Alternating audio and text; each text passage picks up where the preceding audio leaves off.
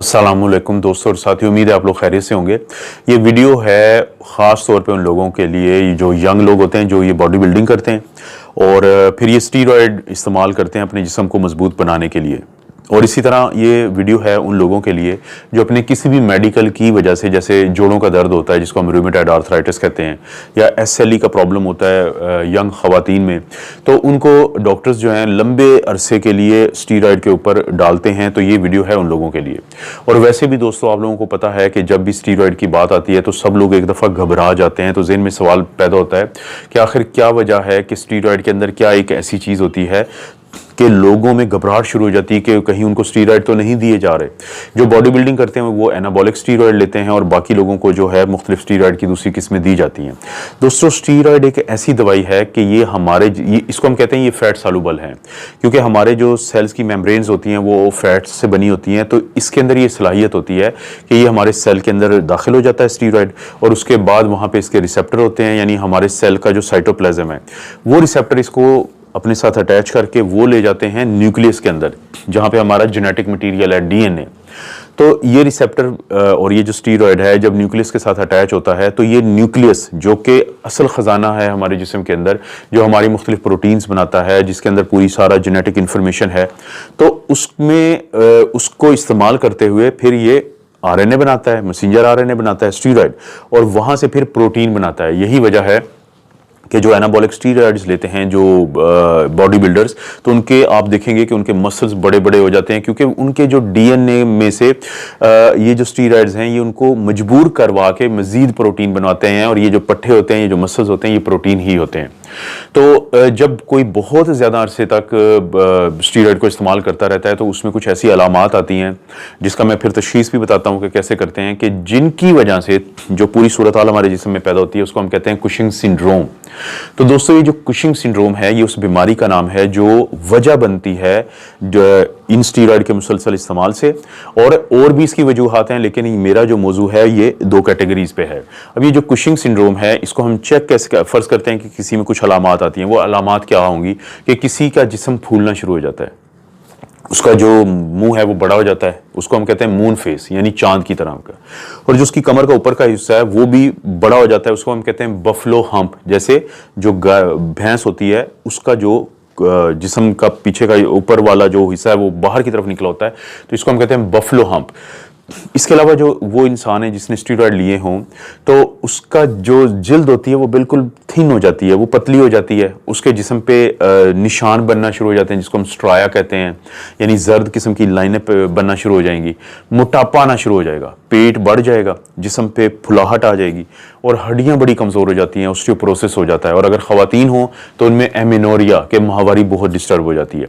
और इसी तरह ब्लड प्रेशर ज़्यादा रहना शुरू हो जाता है। आप यूरिन का टेस्ट करवाते हैं तो उसमें शुगर आती है जिसको हम ग्लाइकोसूरिया कहते हैं, और जो मरीज है उनके अंदर ग्लूकोज भी ज्यादा रहना शुरू हो जाती है, यानी शुगर ज्यादा उनमें रहना शुरू हो जाती है।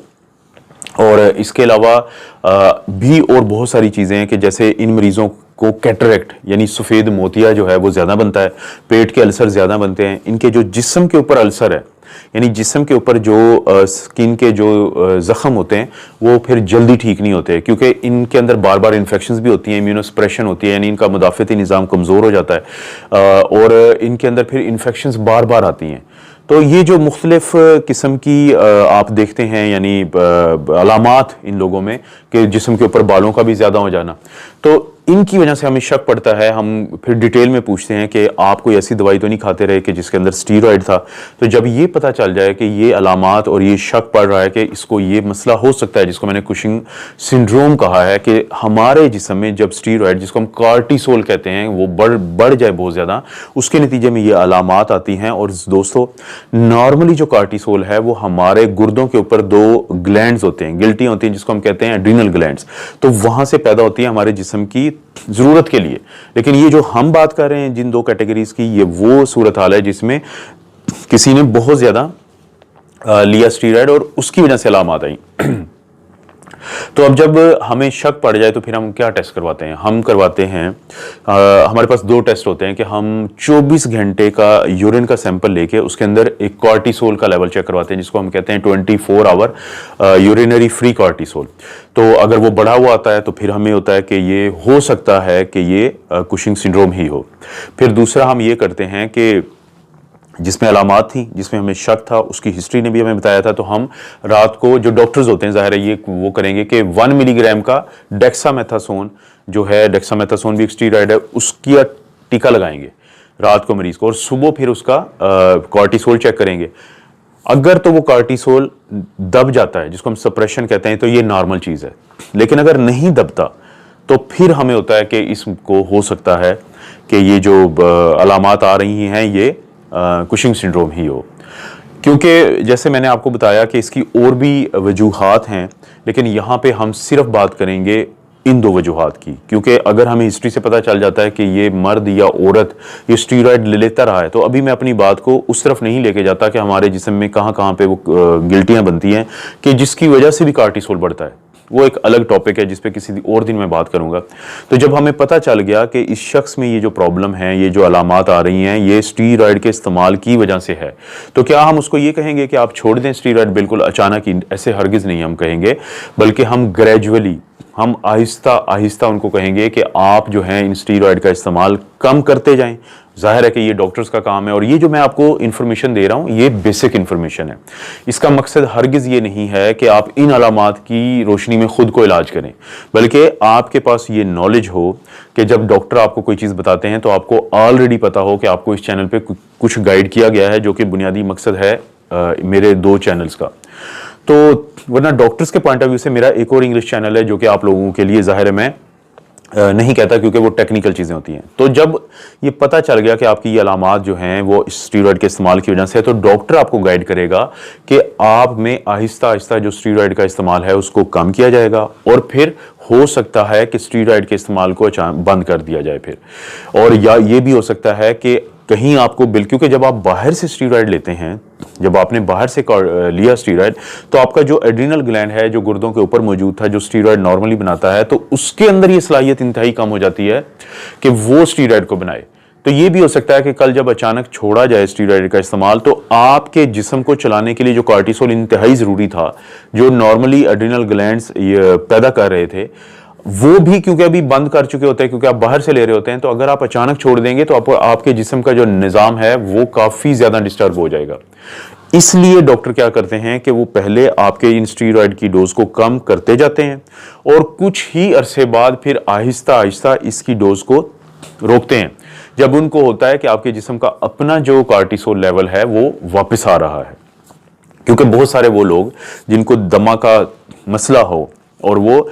हर कुछ अरसे बाद या सीज़न में जब उनको 1-2 दफ़ा दमा का अटैक होता है, वो अपने डॉक्टर के पास जाते हैं, तो वो नोट करेंगे कि डॉक्टर उनको जो स्टीरॉयड देते हैं वो एक ख़ास तरीके से देते हैं कि 4 दिन के लिए आपने इतनी गोलियां लेनी है, फिर अगले 4 दिन के लिए कम करके इतनी गोलियां लेनी है, फिर अगले 4 दिन के लिए कम करके इतनी गोलियां लेनी है, फिर अगले 4 दिन के लिए इंतहाई कम कर देनी है, और आखिरी 4 दिन ये आखिरी गोली लेके फिर आपने छोड़ देना है। इसको हम कहते हैं टेपर डाउन करना या टेपर ऑफ करना, दोनों टर्मिनोलॉजीज हैं। यानी आपने दवाई दी क्योंकि आपको इस्तेमाल करने से फायदा होना था, तो डॉक्टर ने वो तजवीज़ की, लेकिन फिर उसको कम करते करते करते ख़त्म कर देते हैं। ये तरीका है फिर इससे निजात का। और आप अपने बॉडी बिल्डिंग के शौक में बिल्कुल अपने आप को तबाह ना करें।